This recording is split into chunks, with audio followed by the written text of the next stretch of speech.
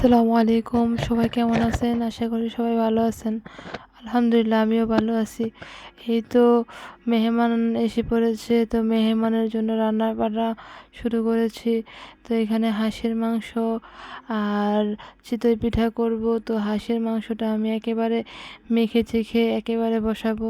তো এখানে আদা, রসুন, হলুদ, মরিচ, পেঁয়াজ, তারপর যত মশলা আছে সব দিয়েছি। দিয়ে আমি হাত দিয়ে মেখে তারপর এটাকে বসাবো। তো মেখে ম্যারিনেট করে আমি কিছুক্ষণ রেখে দেব। রেখে দেওয়ার পর আমি এটাকে অল্প পানি দিয়ে বসিয়ে দেব। বসানোর পর কষায় গেলে তারপর আমি এই রান্না করব। তো আমার মেখে চেখে আমি রেখে দেবো কিছুক্ষণের জন্য। তো মাখানো হয়ে গেলে এই তো এখন 5 মিনিট পরে আবার ফিরে এসে এগুলো এখনই বসিয়ে দেব। তো রান্না বসানো হয়ে গেছে। এই তো আমার কষানো শেষ হওয়ার পর আমি একটু ঝোল দিয়েছি। ঝোল দিয়ে এখন আমি নেড়ে-চেড়ে ঢেকে রাখবো। এটা একেবারে ভুনা করব। তো হাঁসের মাংস ভুনাই মজা লাগে। এদিকে পিঠারও বসিয়ে দিয়েছি, পিঠাও হচ্ছে। আর এই যে আগের দিন যে আপনাদের দেখিয়েছিলাম যে ডোটা রেডি করে রেখেছিলাম, সকালে ডোটা রেডি করে রেখেছিলাম, ওই ডোটা দিয়েই এখন পিঠা বানিয়ে নিচ্ছি। তো এই দেখেন এই আমার পিঠা হচ্ছে একদিকে, আরেকদিকে হাঁসের মাংসটাও হয়ে যাচ্ছে। তো হাঁসের মাংসটা প্রায় রান্না শেষ।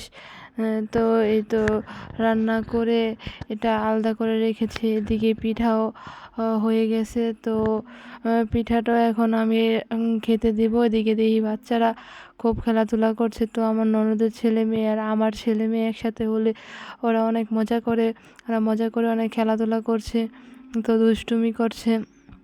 4 ভাই বোন একসাথে হয়েছে অনেক দিন পর। তো ওদের মানে অনেক মজা আনন্দ করছে। আর এদিকে আমি খাবারটাও দিচ্ছি। তো আমার ননদের ছেলে আর আমার মেয়ে মজা করে হাঁসের মাংস খাচ্ছে আর ভিডিও করছে। ওরা অনেক মজা করছে। তো সবাইকে খেতে দিলাম, সবাই খাওয়া দাওয়া করছে। আর এদিকে দেখি আমার ননদের ছেলে আবার আমার মেয়ের বাইকটা নিয়ে খেলাধুলা করছে।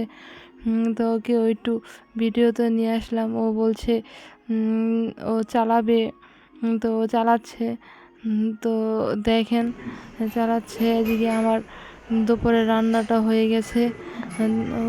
দুপুরের রান্নার আয়োজন করেছি। দুপুরের রান্নার আয়োজন পোলাও ভাত, মোটা ভাত, সবজি। এদিকে সবজি রান্না বসিয়ে দিয়েছি। ভাতগুলো হয়ে গেছে আর এদিকে সবজি রান্না বসিয়ে দিয়েছি। সবজির পর আরও কিছু রান্না করব। তো সবজিটা বসিয়ে দিয়েছি।